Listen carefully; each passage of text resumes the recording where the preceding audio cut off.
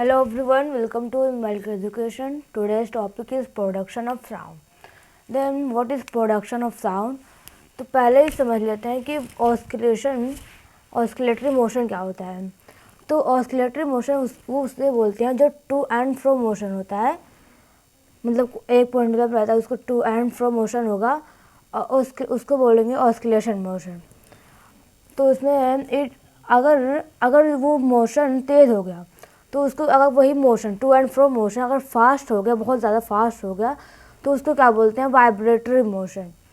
तो vibratory motion की वजह से जो साउंड होता है वो प्रोड्यूस होता है, मतलब वाइब्रेशन ऑफ ऑब्जेक्ट के वाइब्रेशन की वजह से साउंड जो होता है वो प्रोड्यूस होता है due to vibration of object. तो वो क्यों प्रोड्यूस होता है साउंड?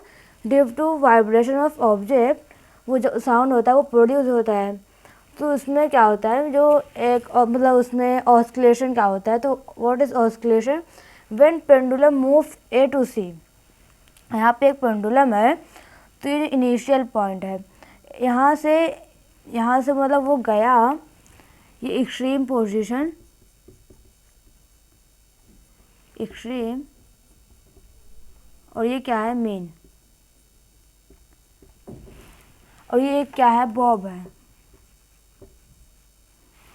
तो ये जो है, मतलब ये पहले यहाँ से स्टार्ट हुआ, फिर यहाँ गया, उसके बाद ये जो है यहाँ से ए से फिर बी पे, फिर सी पे आया।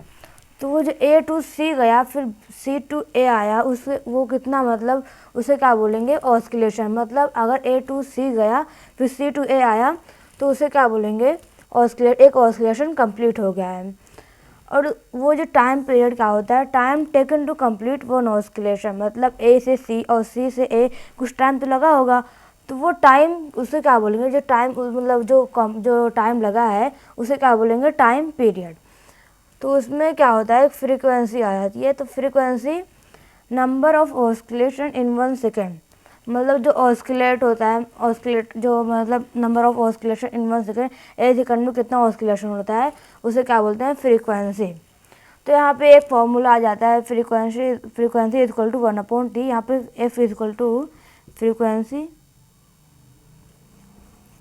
और ये क्या है, टाइम पीरियड। जल्दी से रिवाइज कर लेते हैं। Production of sound to and fro motion is called oscillatory motion. Oscillatory motion क्या होता है, टू एंड फ्रो मोशन, जो इसमें टू एंड फ्रो मोशन होता है उसे क्या बोलते हैं, ऑस्किलेटरी मोशन। अगर वही मोशन जो ऑस्किलेटरी मोशन हो रहा है, अगर वही मोशन फास्ट हो गया, बहुत ज़्यादा फास्ट हो गया है, तो उसे क्या बोलेंगे, वाइब्रेटरी मोशन।